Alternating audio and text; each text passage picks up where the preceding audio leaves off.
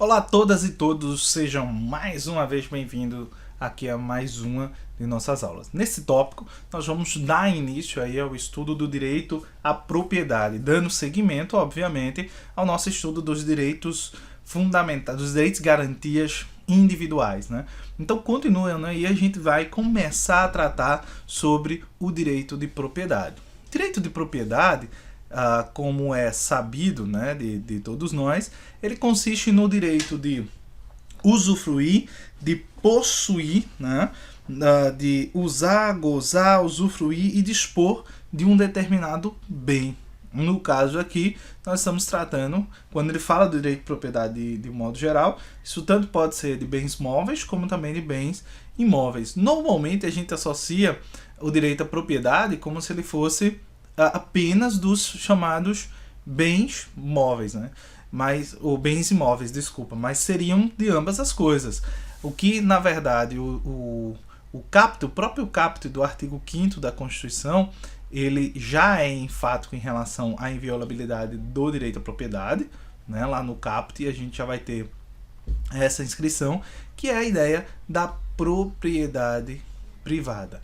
Obviamente que há uma discussão, e aí eu só vou remeter aqui, mas a gente não vai entrar dentro, a gente vai trazer isso, até porque não nos interessa tanto aqui, mas existe toda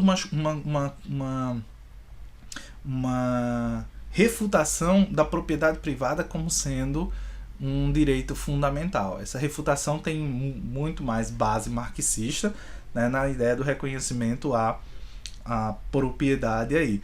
Eu sugiro, para que vocês entendam essa questão, e aí é um livro bem interessante, independentemente das tuas convicções políticas ou não, mas eu sugiro um livro que saiu agora, chamado Os Despossuídos, né, que eu acho debates sobre o furto de madeira, que é do Karl Marx. Nesse livrinho, é um livrinho pequeno, né, o Marx ele vai tratar do furto de madeira que acontecia aí na Europa e na Renânia, né, onde ele está escrevendo, na Alemanha, e aí especificamente ele começa a trabalhar a ideia do direito de propriedade e do direito de existência que havia aí dentro dos costumes e de como esse processo de positivação do direito ali transformou e deu uma prevalência aos direitos de cerca, né, o direito de propriedade privada. É um livro interessante para você pensar e refletir algumas coisas em relação à propriedade. É um livro curtinho, são 5 artigos que ele publicou para o jornal, então eu acho que vale muito a pena você dar uma conferida nessa leitura. Aproveita aí que as férias estão você entrar de férias, né, e aí pegar esse livro, quem sabe fazer essa leitura aí nesse teu momento de lazer. Mas a Constituição, no próprio artigo 5º, ela volta em um segundo momento e ela reforça a ideia da propriedade privada. Se a gente for para o artigo 5º, no inciso 21, eu acho, 22, desculpa, ele vai ser bem enfático quando ele diz: é garantido o direito à propriedade.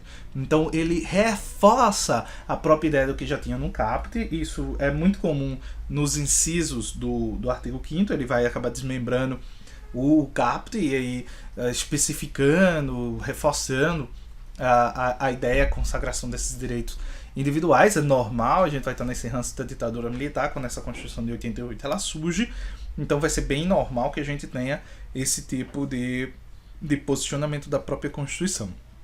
Agora, é interessante frisar que no inciso seguinte, logo na sequência, portanto no inciso 23, ela venha e fale de uma outra questão, que é a ideia de função social da propriedade. E aí, o que seria então essa tal de função social da propriedade? E é exatamente sobre ela que a gente vai começar a tratar agora, né? Então vamos tentar entender aqui. Função social da propriedade.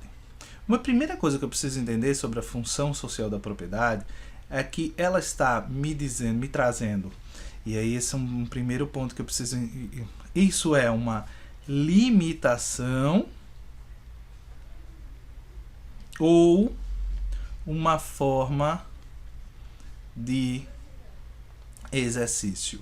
Qual é a natureza dessa função social da propriedade? Porque de toda forma ela está dizendo que você não pode usar uma propriedade privada para fins exclusivamente egoísticos. E aí a gente está falando sim de propriedades imóveis, né? E então, como é que a gente vai equacionar isso? Para a parte da doutrina, isso seria uma limitação.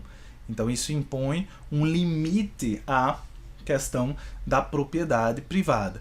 Para outra parte, como é o caso do José Afonso da Silva, é uma forma de exercer essa propriedade. Então a função social da propriedade, ele não limita o seu direito, segundo José Afonso da Silva, mas ele tão somente impõe que você tem que se utilizar dessa propriedade dentro de uma certa expectativa que é feita da própria sociedade em relação a esta propriedade. Eu concordo e me filio mais a essa segunda posição, de que se trata, na verdade, de uma forma de exercício e não de uma limitação do direito à propriedade. Então, o direito à propriedade ele continua aí sendo amplo, obviamente. Vou reforçar mais uma vez isso aqui. Não existe nenhum direito fundamental absoluto. Aliás, não existe nenhum direito absoluto. Todos os direitos eles sofrem limitações, eles sofrem restrições, mas eu não creio, não entendo que a função social da propriedade ela está vinculada a uma limitação. Ela está muito mais próxima, a meu ver, de uma forma de exercício do que de uma limitação do direito à propriedade, certo? Agora, tanto que se não for exercido, ela pode desconstituir a propriedade ao invés de você ter essa manutenção. Mas enfim, não há uma limitação em si da propriedade, a meu ver, dentro da minha perspectiva, ok? Agora, quando a gente fala em função social da propriedade, é bom que a gente diga que isso vai se distinguir a partir de que tipo de propriedade nós estamos falando, né? Então eu teria uma função social da propriedade, das propriedades para as propriedades urbanas e teríamos uma função social da propriedade para as propriedades rurais. Então, cada uma dessas propriedades, tanto as urbanas como as rurais, nós teríamos necessariamente um desdobramento e um entendimento diferente daquilo que seria essa função social da propriedade. Lembrando que consiste a função social da propriedade. Ela consiste na exigência do exercício. Olha só, a gente entende que seria a forma de exercício. Então ela consiste, vou pôr aqui, eu acho que é melhor a gente copiar isso aqui. Consiste na exigência, ó só, na exigência do exercício, Então ela se refere ao exercício do direito ao invés do direito propriamente dito. Pelo proprietário,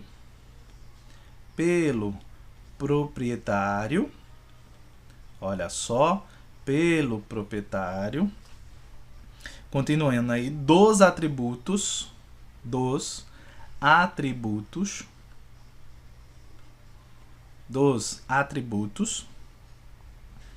inerentes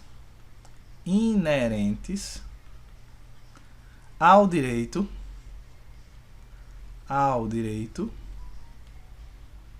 de propriedade,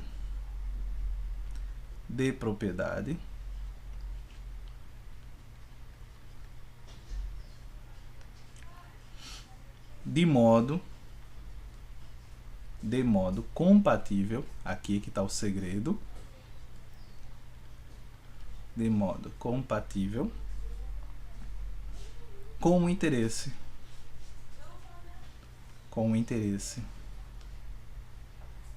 da coletividade. Então a gente está só dizendo aqui de forma bonita aquilo que eu já tinha explicado para vocês de maneira feia, né? A função social da propriedade ela corresponde a uma expectativa que a coletividade faz em relação àquela propriedade. Isso vai variar, isso vai ser entendido de modo diverso em relação às propriedades urbanas e em relação às propriedades rurais, né? Então, entre as propriedades urbanas e rurais, a gente vai ter funções completamente diferentes. Então, a própria Constituição ela vai nos dar uma luz nesse sentido. A Constituição Federal, no artigo 182, no parágrafo 2º, ela vai tratar um pouco da questão das propriedades urbanas. E ela diz o seguinte: a propriedade urbana cumpre a função social quando obedece às diretrizes fundamentais de ordenação da cidade fixadas no plano diretor. Então aqui você teria uma vinculação da função social com o chamado plano diretor, que seria aquele plano que estabelece como é que as construções têm que ser feitas, calçadas, uma série de outras coisas. Então aí ela cumpriria e aí tem essa função. A gente não vai entrar aqui em detalhes, que isso cabe muito mais ao direito urbanístico, né, de um modo geral, e vocês também vão ver isso lá no direito civil, também um pouco esses processos, como é que eles funcionam. Já nas propriedades rurais, né, e aí o direito agrário vai dar conta disso, a gente teria aí o artigo 186, onde a Constituição ela também vai estabelecer que a propriedade rural ela cumpre com a sua função quando ela atende alguns critérios que são exigidos, né? E aí eu acho que vale a pena a gente trazer esses critérios e colocá-los aqui, tá? Então vamos pegar aqui das propriedades rurais. Quando é que eu vou? Eu teria que observar quais são os critérios que a Constituição estabelece. Critério número 1. Vamos lá, o primeiro desses critérios seria que ela precisa ter o aproveitamento racional e adequado da terra. Aproveitamento, olha só, racional e adequado. Aqui a gente começa a trazer a ideia, né, de que essas propriedades elas precisam necessariamente serem produtivas. A gente vai começar a delinear por esses critérios do artigo 186 o que seria isso, porque a gente espera, de um modo geral, de uma propriedade rural que ela produza, obviamente, aquilo que ela tem que produzir. Então, o segundo critério aí, baseado no 186, seria a utilização adequada, olha só, utilização adequada dos recursos naturais,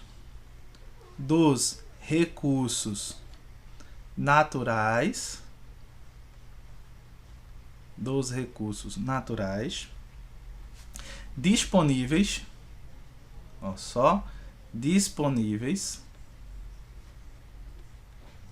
para...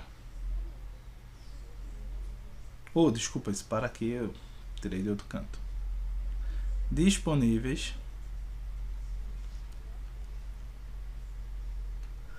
aí vem aqui, e preservação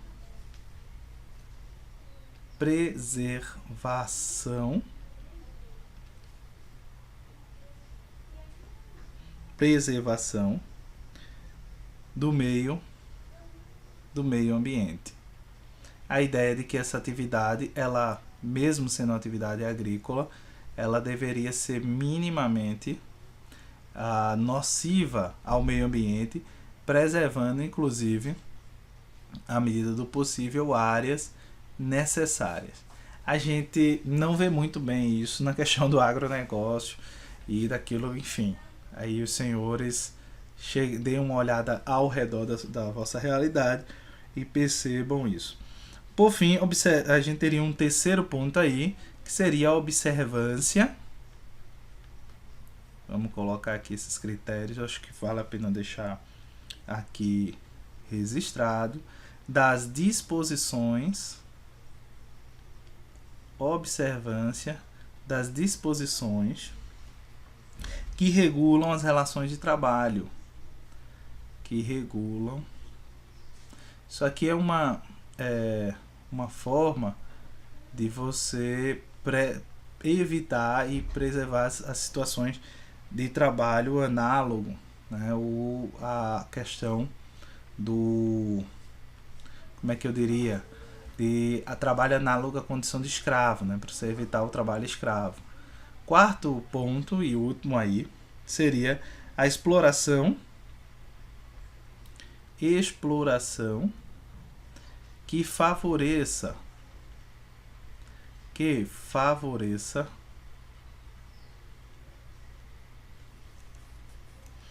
o bem-estar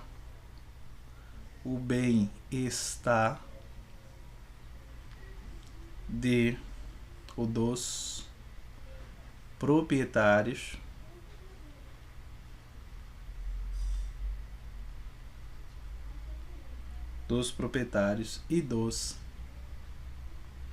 trabalhadores.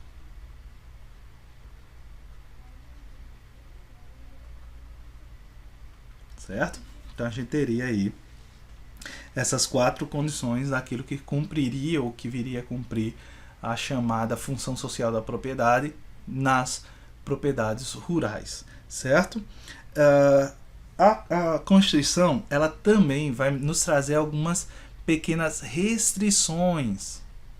E aí vamos tratar aqui das restrições que ela traz ao direito de propriedade, tá? Então ela traz algumas restrições. Primeira restrição, aí a gente poderia colocar, é que em relação às propriedades que estejam cumprindo com a sua função social. Então a primeira restrição é imposta às propriedades que cumprem com sua função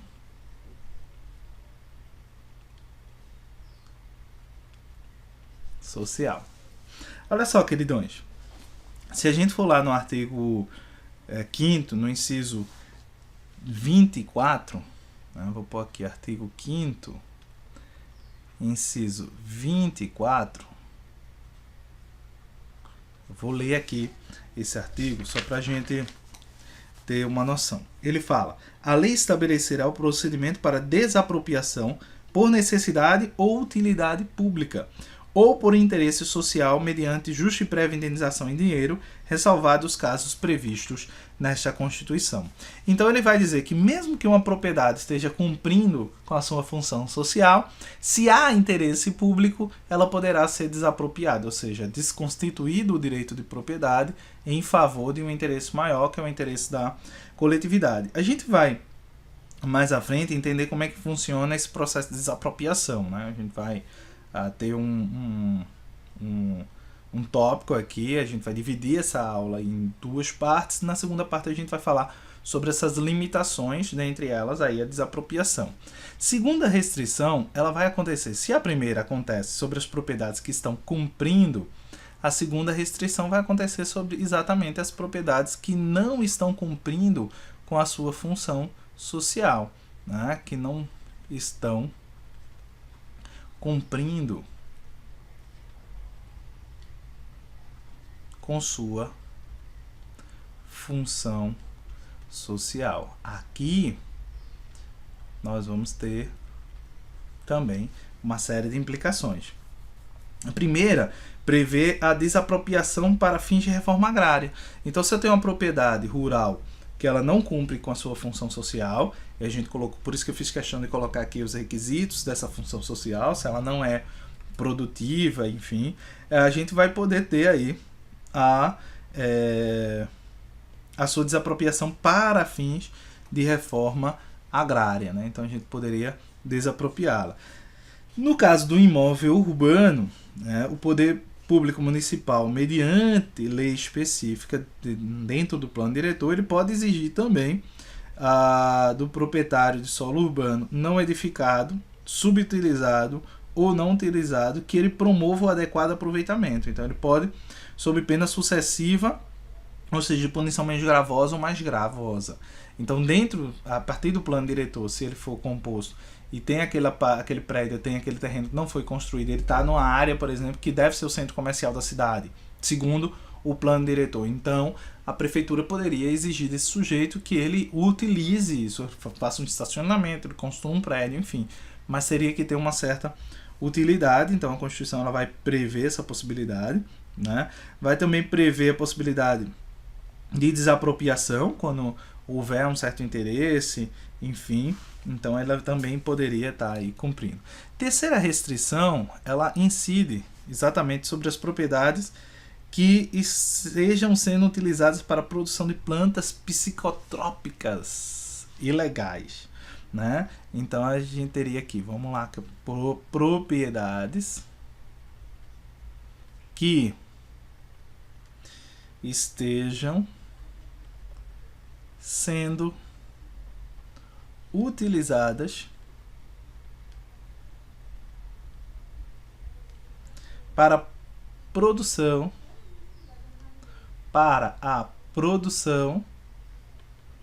de plantas psicotrópicas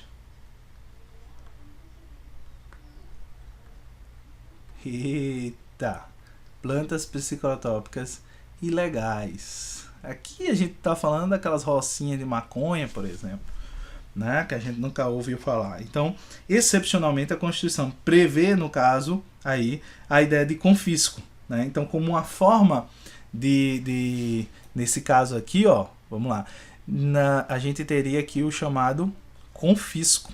O que é o confisco? O confisco é a desapropriação sem indenização.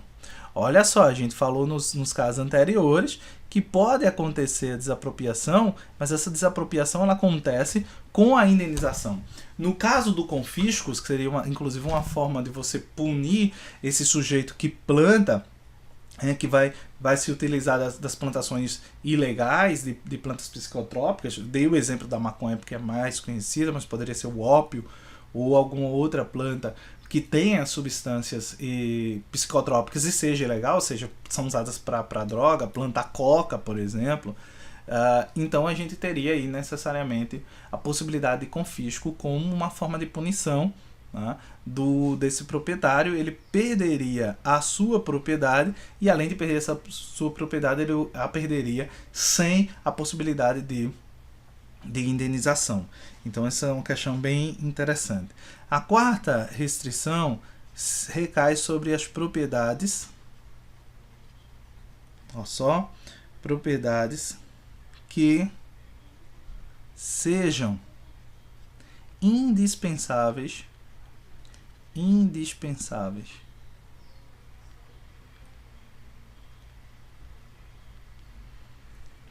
para combater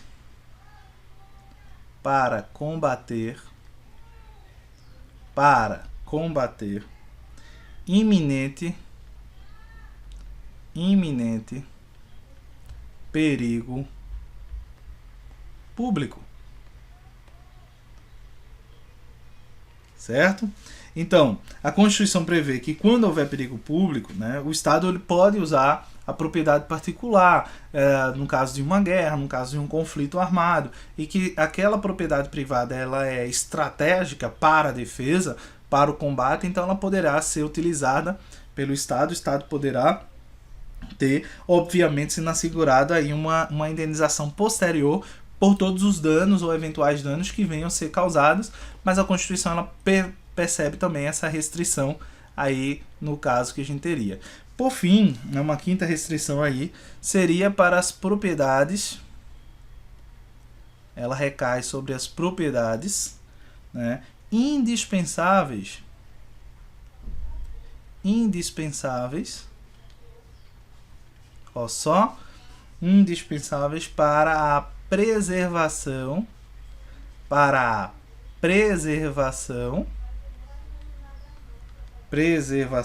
do patrimônio histórico e cultural do Brasil. Do patrimônio histórico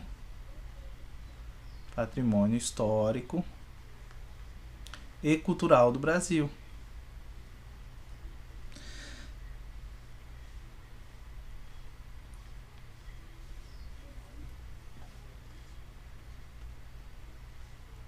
Seriam aqueles casarões, aquelas casas mais antigas, históricas, todas as cidades têm, né, que aí datam de muito tempo. Então esse conjunto de bens materiais, né, e imateriais, que é o que a gente chama de patrimônio histórico e cultural, ele precisa ser preservado. Então a gente também vai ter restrições. Restrições, por exemplo, não podem fazer reformas na estrutura, na aparência, nas fachadas. Então tudo isso você teria aí essa questão da proteção.